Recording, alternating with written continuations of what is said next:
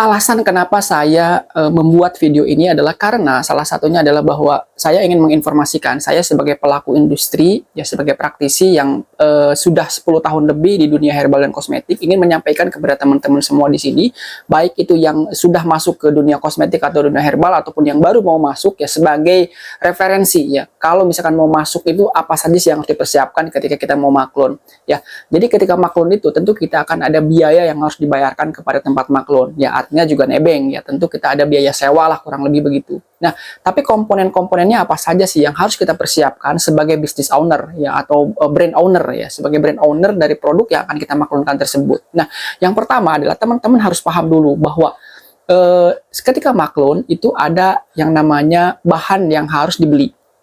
Ya, misalkan teman-teman mau bikin kosmetik, tentu akan ada bahan-bahan kosmetik nih. Itu yang pertama ya. Jadi akan ada harga bahan nanti yang keluar ya.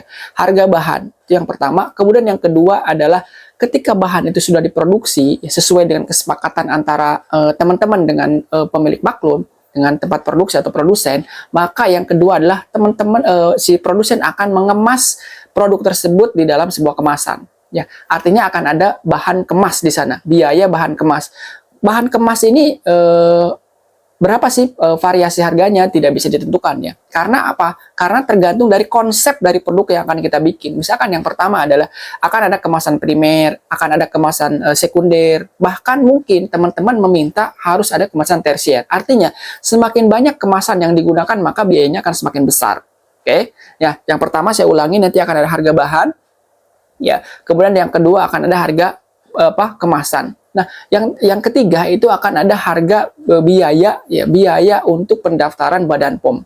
Ya, biaya pendaftaran Badan POM ini sebetulnya secara legal ya, secara legal aturan dari Badan POM itu sebetulnya kisaran antara 1.500.000 sampai 3 jutaan lah kurang lebih begitu ya untuk produk kosmetik dan obat herbal. Itu sudah termasuk misalkan warawiri dari si pihak produsen untuk ke Badan POM begitu. Tapi ya di situ mungkin akan ada charge nanti, misalkan teman-teman HKI-nya atau mereknya ini belum terdaftar, karena sekarang Badan POM itu menuntut pemilik brand ya, pemilik merek itu untuk mendaftarkan merek tersebut di HKI. Kenapa? Supaya tidak ada konflik ke depannya.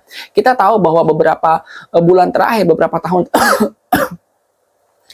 kita tahu bahwa beberapa tahun terakhir itu banyak sekali konflik masalah tentang masalah hak kekayaan intelektual ya, yang mana satu pihak mengklaim merek yang sudah digunakan begitu lama oleh pihak lain gitu kan, dan ini biayanya sangat mahal untuk bisa reclaim merek tersebut apabila kita belum mendaftarkannya ke HKI ya, atau Ditjen HKI. Nah, biaya itu nanti mungkin akan diincludekan nanti di biaya untuk pendaftaran Badan POM. Nah, 3 komponen itu teman-teman harus paham tadi. Biaya bahan, kemudian biaya kemasan ya, dan biaya biaya pendaftaran untuk Badan POM. Ini sebetulnya 3 biaya umum di luar pajak ya, di luar pajak. Jadi itu adalah 3 biaya umum yang pasti akan harus teman-teman bayar ketika teman-teman maklun ya. Tapi jika teman-teman kemudian mendapatkan satu tempat maklun itu menetapkan harga biaya untuk pendaftaran itu mungkin lebih tinggi, itu bisa jadi karena ada pengujian laboratorium yang harus dilakukan terlebih dahulu untuk produk yang akan teman-teman bikin tersebut ya. Artinya pengujian laboratorium itu memerlukan biaya, apalagi kalau misalkan pengujian itu adalah pengujian independen di tempat laboratorium yang memang sudah ditunjuk ya, artinya ada kerjasama lah, sudah diakui oleh Badan POM. Artinya si tempat maklun pun itu akan bayar ke laboratorium tersebut untuk menguji produk tersebut, stabilitasnya, kemudian karakteristiknya seperti apa, apakah ada logam berat dan lain-lain, yang itu kemudian hasil atau sertifikat dari laboratorium tersebut itu nanti harus diserahkan ke Badan POM. Makanya mungkin bisa jadi nanti harganya itu bukan range-nya bukan di angka 1,5 juta sampai 3 juta, tapi mungkin bisa lebih dari itu ya, bisa lebih dari itu.